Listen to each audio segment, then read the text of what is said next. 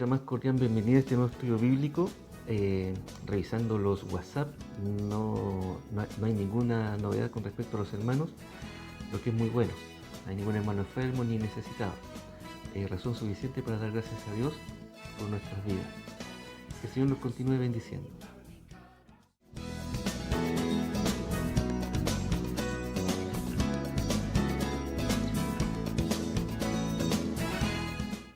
La semana pasada estábamos viendo el primer punto o la primera función de la congregación. Y la primera función de la congregación, de entre los cinco funciones que tiene la iglesia, es la adoración. Y la adoración es la que nos identifica o la que nos separa o la que nos caracteriza con respecto a otras agrupaciones, por decirlo de alguna manera. La iglesia, su característica principal es que adora. Pero como veíamos la semana pasada, la adoración tiene un obstáculo. El primer obstáculo es que Dios identifica es los problemas interpersonales que podemos tener entre nosotros los miembros. Ese es el primer obstáculo para la adoración. Y dice la Biblia que si en el momento de entregar nuestra ofrenda o hacer alguna actividad que se relaciona con la adoración, debemos dejar lo que estamos haciendo e ir reconciliando con nuestro hermano. Una de las características de la adoración, que también veamos como punto número 2, era que debe ser en espíritu y en verdad. En espíritu y en verdad. Finalmente, veamos el objeto de nuestra adoración. El objeto de nuestra adoración finalmente tiene que ser nuestro Dios. Nada más. Él es nuestro principal y único objeto de la adoración. Ese es el primer punto que vimos de esta nueva unidad que se titula La Iglesia, sus funciones.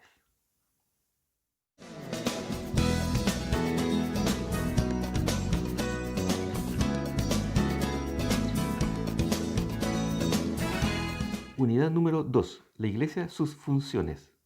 Un pueblo que proclama.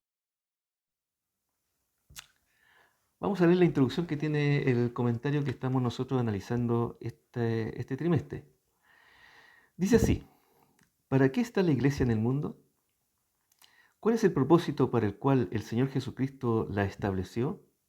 Para ser realmente una Iglesia de Cristo que cumple la misión que Dios le encomendara, la Iglesia, como se ha dicho en el estudio anterior, debe magnificar la adoración, debe enfatizar la proclamación, debe estimular y motivar el servicio, debe cultivar sabiamente la comunión, la fraternidad y debe exaltar la educación. Estos serían los 5 funciones que tiene la iglesia en el día de hoy,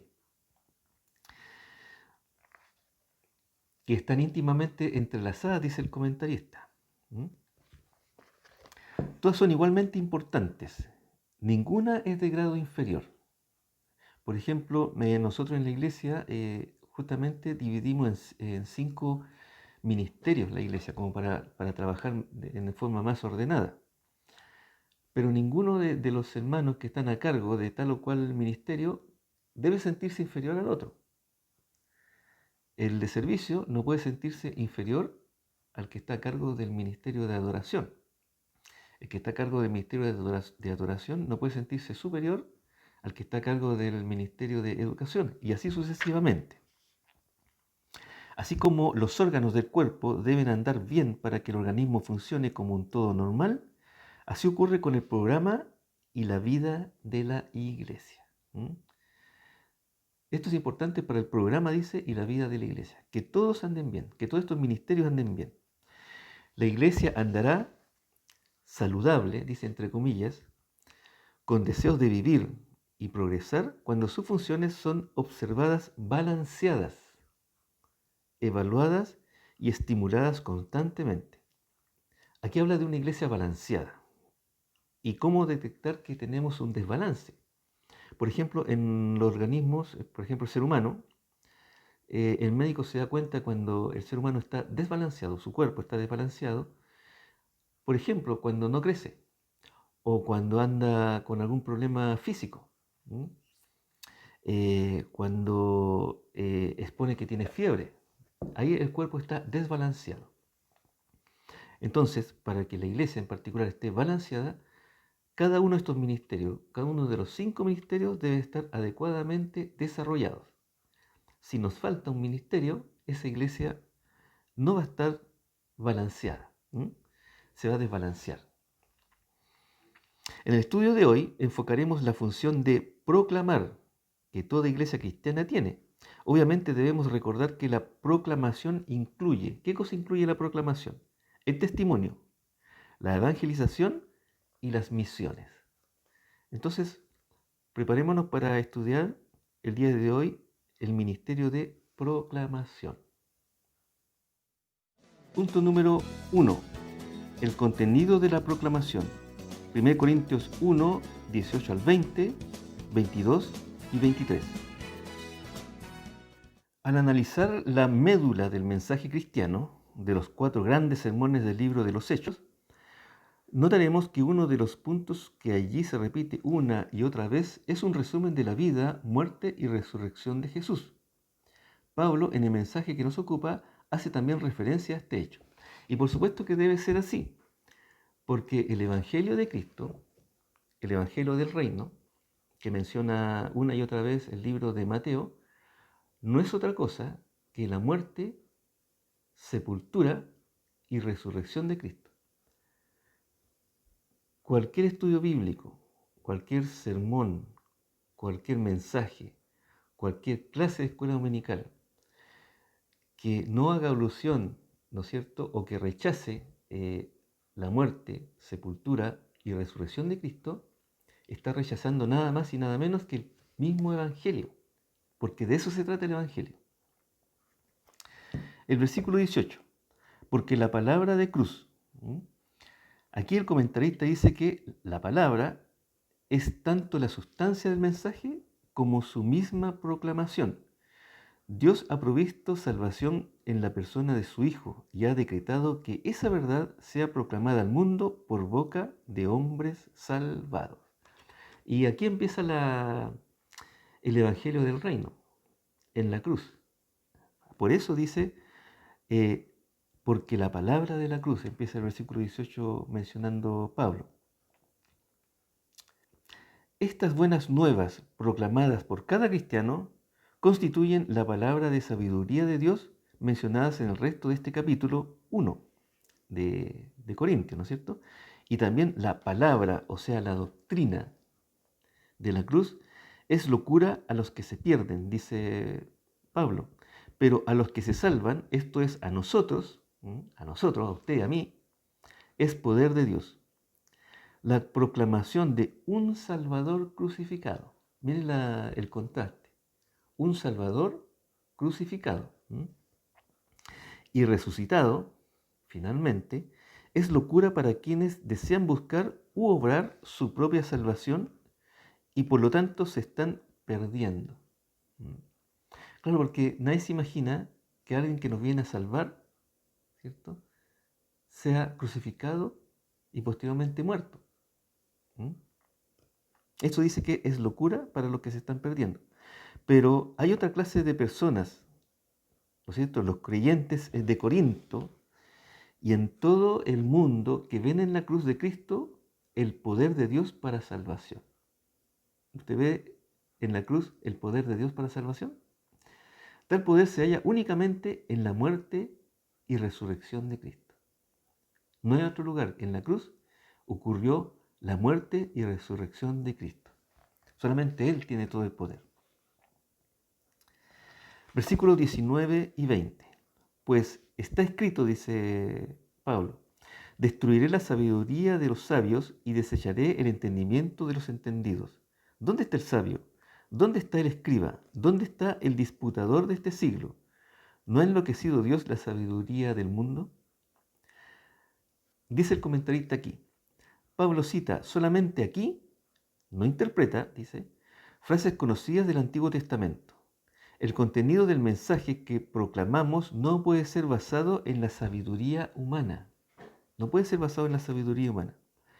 Ustedes han escuchado cuando han conversado con personas y mientras entregan el mensaje, porque estamos hablando de la proclamación ahora, cuando ustedes entregan el mensaje, no han escuchado a las personas que le dicen, bueno, yo no creo en la Biblia porque la Biblia fue escrita por hombres.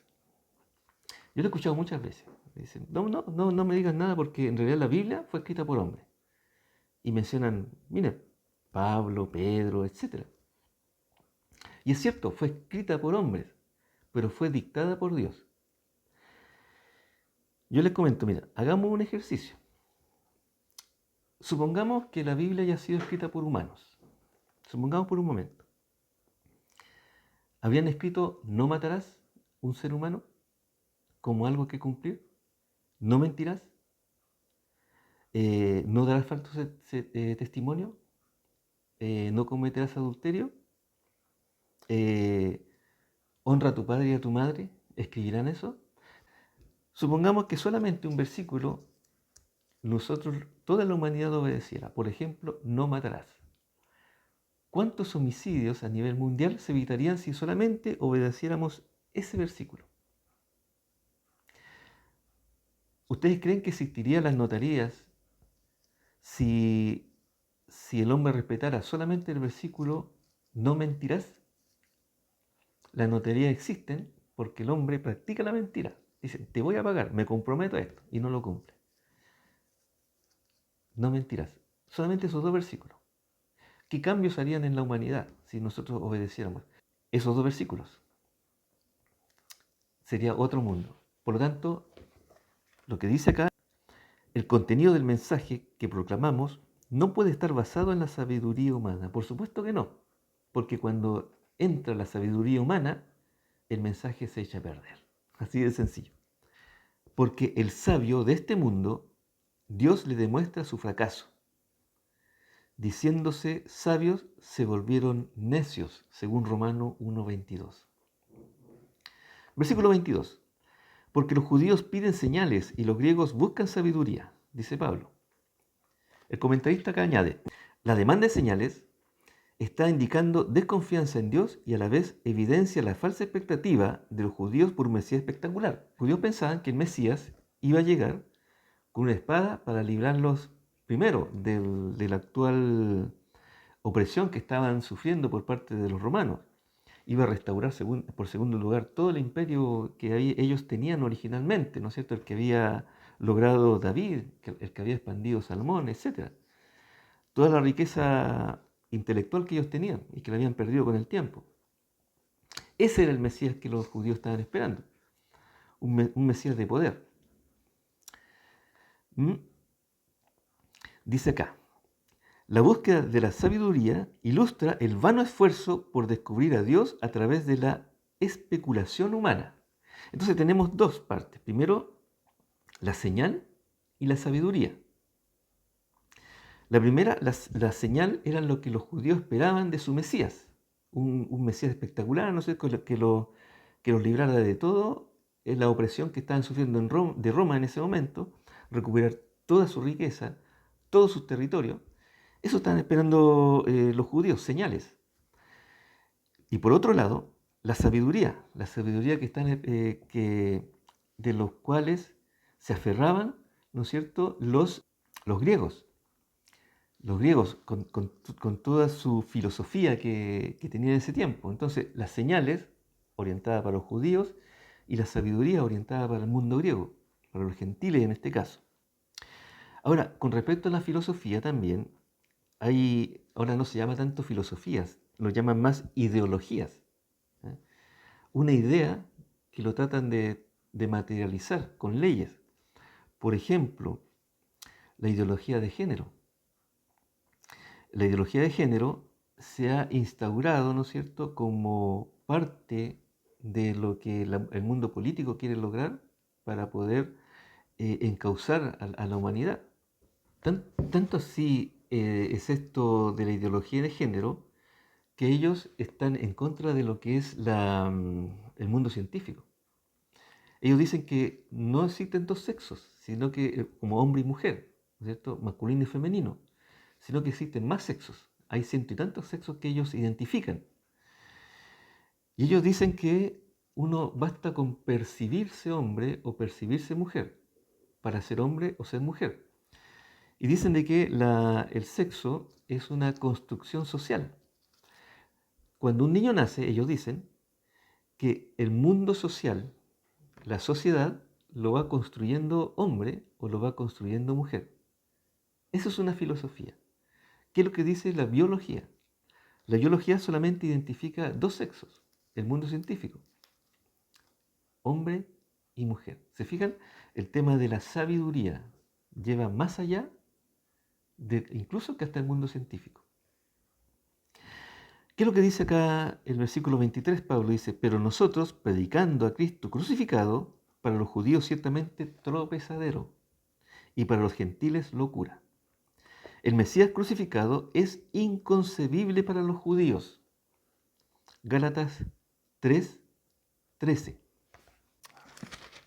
Cristo nos redimió de la maldición de la ley, hecho por nosotros maldición, porque está escrito, maldito todo el que es colgado de un madero.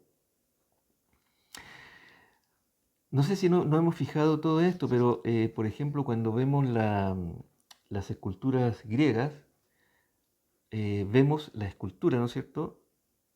Generalmente están desnudas, ¿ah? Las esculturas, tanto hombres como mujeres. Y vemos que el cuerpo es armonioso. Se habla mucho del perfil griego. La cara del griego armoniosa, el cuerpo del griego armonioso. ¿Por qué razón? Porque ellos, los griegos, tenían el pensamiento de hacerse igual a los dioses.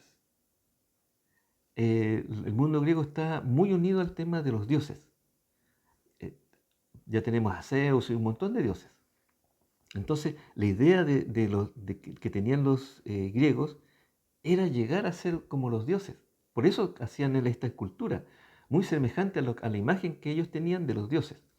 Por eso era inconcebible para los griegos que fuera todo lo contrario, que el dios se transformara en hombre, porque ellos estaban pensando al revés, el hombre se transformara en Dios. ¿Se fijan? Por eso para los griegos era una locura esto. Y más encima, que ese Dios que bajó del cielo y se transformó en hombre, fuera muerto. Eso en el mundo griego no podía ser. Así como para el mundo judío no podía ser que el Mesías fuera muerto. Y peor aún, crucificado. Entonces, tanto para los griegos como para los judíos, esto era una locura. Una locura. Versículo 23. Pero nosotros, usted y yo, predicamos a Cristo crucificado. Ese es el problema para los judíos y para los griegos. Para los judíos, ciertamente tropezadero, dice el versículo 23, y para los gentiles, locura. Continúa el comentarista. A unos y a otros Pablo les opone, con santo atrevimiento, al Cristo crucificado. Este era el contenido del mensaje apostólico como el único camino que Dios había provisto. El único camino que Dios proveyó al hombre era Cristo crucificado. Para los judíos, tropezaderos. Para los griegos, una locura. No obstante, debe aclararse que la proclamación de Cristo crucificado no era la descripción del Hijo de Dios siempre agonizante y muriendo. Por supuesto que no. Yo he visto en varios templos, no evangélicos por supuesto, a Cristo en la cruz, con cara de sufrimiento, con cara de agonía. Ese no es el aspecto que Dios quiere que tenga el Hijo de Dios. Por supuesto que no, no es agonizante. La palabra de la cruz incluía, y recuérdese bien, debe incluir hoy el hecho de la resurrección. Ese aspecto permite que esa palabra llegue al alma con poder para hablar de la victoria de Cristo sobre el pecado, la muerte y Satán. Si dejamos a Cristo crucificado y sufriente, no es el Evangelio completo. Es la mitad del Evangelio solamente. Cristo murió, Cristo sufrió, pero también Cristo resucitó. Y esa es la médula, la parte central del Evangelio. Punto número 2. El método y poder de la proclamación. 1 Corintios 1, 21, 24 y 25. Como la sabiduría humana fracasa en la tarea de comprender a Dios, Él arbitra un método para salvar a los hombres, un método ajeno a esa impotente sabiduría. Dice que Dios, al ver que la humanidad fracasaba en la tarea de entender a Dios, Él hace otro método para salvar a los hombres. ¿Cuál es ese método que Dios ideó para salvar a la humanidad? Sigamos leyendo. El método de la locura de la predicación. Ese es el método. El método de la sabiduría, ¿no es cierto?, ya fracasó. ¿Mm? Dice Dios acá, dice el comentarista. Entonces Dios implementó otro método. ¿Cuál es? El método de la locura de la proclamación.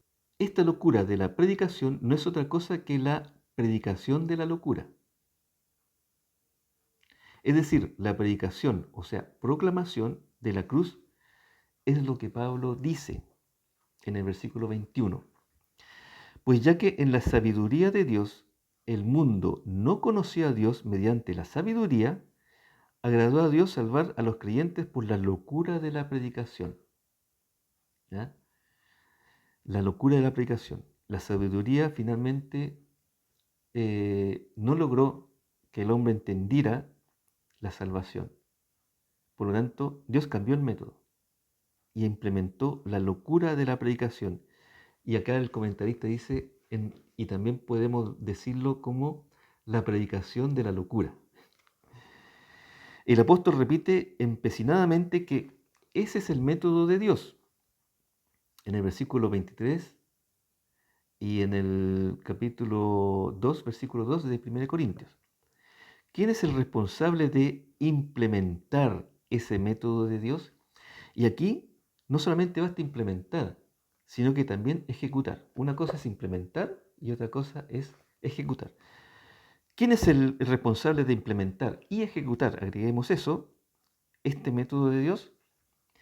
Cada creyente. Cada uno de nosotros es responsable de implementar y ejecutar este método.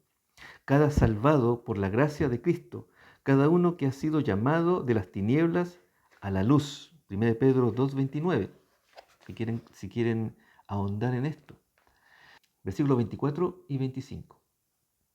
Más para los llamados, así judíos como griegos, Cristo poder de Dios, ¿no es cierto?, para pensando en los judíos, y sabiduría de Dios, pensando en los griegos.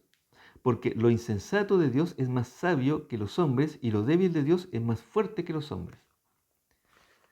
Veamos lo que dice el comentarista.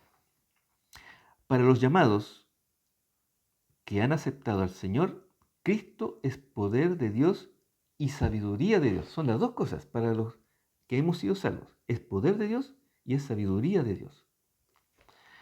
Paradójicamente, Cristo es lo que los judíos y griegos anhelaban, dice acá el comentarista, potencia y sabiduría.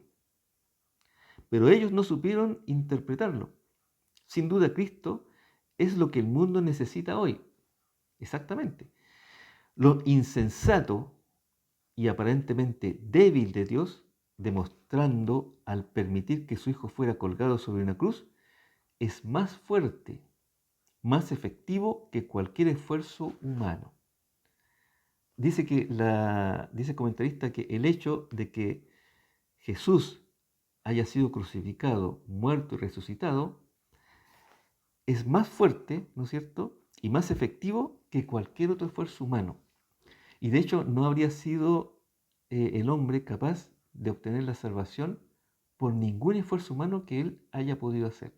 Solamente por la sangre de Cristo nosotros somos libres, somos salvos. Dice acá el comentarista, la paradoja del método de Dios se ve aún mejor cuando se consideran los instrumentos que Él ha dispuesto usar. Ahí vamos a ver qué instrumento Dios dispuso usar para la salvación del hombre. Versículo 26 dice Pablo acá, pues mirad hermanos, vuestra vocación, que no sois muchos sabios según la carne, ni muchos poderosos, ni muchos nobles. ¿Cierto? La frase vuestra vocación, dice el comentarista, indica el llamamiento a ser cristiano. ¿Se acuerdan que vocación? La iglesia es llamada hacia afuera. La vocación con que fuiste llamado, dice Pablo. Aquí vocación indica llamamiento cristiano. Usted tiene una vocación, es decir, tiene un llamamiento. Continúa el comentarista, dice, evidentemente este versículo está indicando que la iglesia de Corinto estaba compuesta principalmente por gente de escasos recursos. No obstante, estos cristianos pobres, puestos en las poderosas manos de Dios, harían la proclamación necesaria. Llegarían a ser el asombro de la sociedad contemporánea y el poder del Señor quedaría así en evidencia, dice el comentario. ¿Qué pasaría si alguien nos dijera necio por ser cristiano? Si alguien nos dijera, usted es débil. Si alguien nos dijera, oiga, usted es vil, es una persona vil, usted es una persona necia, usted es una persona débil, usted es una persona vil. ¿Qué pensaríamos de esa persona que nos está diciendo esto? ¿Que está equivocada? ¿Nos enojaríamos con ella? ¿Lo sacaríamos del templo a empujones? Veamos lo que dice Dios acá en el versículo 27, 28 y 29. Pensemos en estas palabras.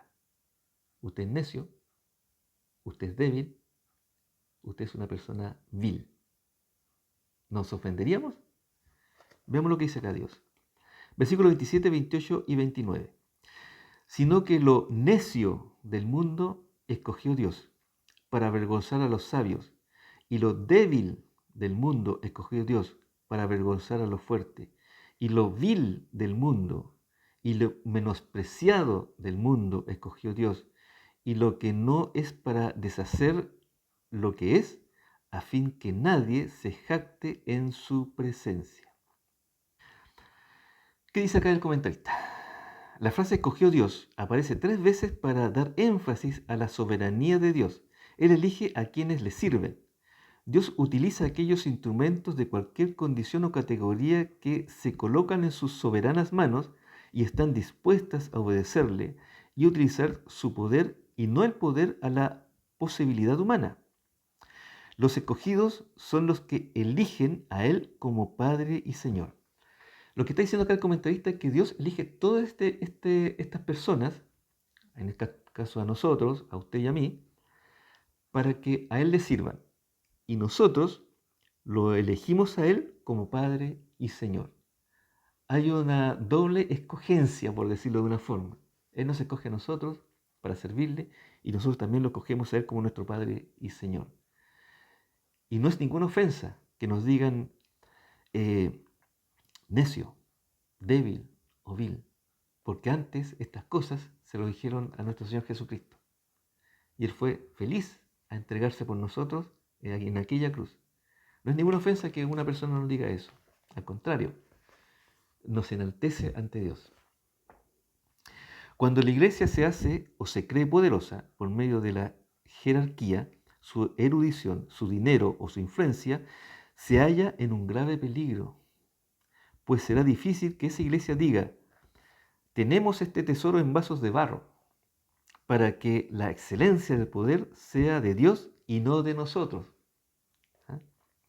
Según de Corintios 4, 7. Pero tenemos este tesoro en vasos de barro, para que la excelencia del poder sea de Dios y no de nosotros, le dice Pablo a Corintios. ¿Qué es lo que debe hacer la iglesia? Es lo que debe pensar de sí misma la iglesia, con humildad. Punto número 3. Los resultados de una proclamación cristocéntrica. 1 Corintios 1, 30 y 31. En realidad, dice el comentarista, el pasaje que comienza en el versículo 30 continúa hasta el capítulo 2, versículo 5, que bien haríamos en considerar. Muchos comentaristas han dicho lo mismo. Da la impresión que algunas veces las divisiones no están exactamente donde deberían estar. A veces los capítulos terminan en un punto y continúan en el capítulo anterior. O a veces el capítulo debería empezar antes. Y esto se hizo así debido a que, como ustedes saben, Los libros de la Biblia originalmente no estaban divididos en capítulos ni versículos, sino que era una sola lectura.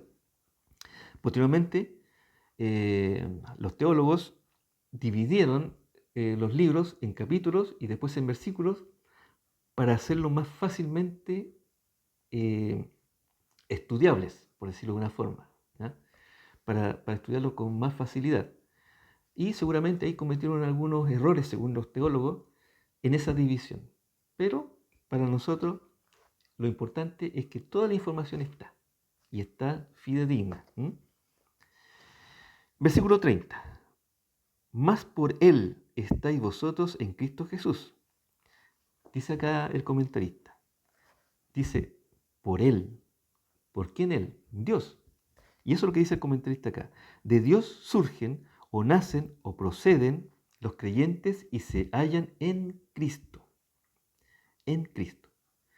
Se nos recuerda que surgimos como nuevas criaturas de la misma sustancia de Dios. Miren el privilegio que tenemos nosotros. Surgimos de la misma sustancia, dice acá el comentarista, que la que tiene Dios. El comentario dice así: en Cristo es una de las frases favoritas de Pablo para describir la íntima relación del creyente con el Salvador. Y aquí es importante reconocer qué significa estar en Cristo. Ubiqué una imagen para que nosotros podamos visualizar de mejor forma lo que significa estar en Cristo. Cuando Pablo dice que estamos en Cristo, significa que cuando Dios nos mira a nosotros, no nos ve a nosotros, ve a Cristo, porque nosotros estamos en Cristo. Una ilustración buena sería una guagua que está dentro del vientre materno. Miren esta figura. La guagua está dentro del vientre materno y cuando uno, llamamos a esa persona que está embarazada, ¿no es cierto? Y cuando uno ve a la guagua, no ve a la guagua. Lo que pasa es que ve a la mamá. La guagua, el bebé, está dentro de la madre.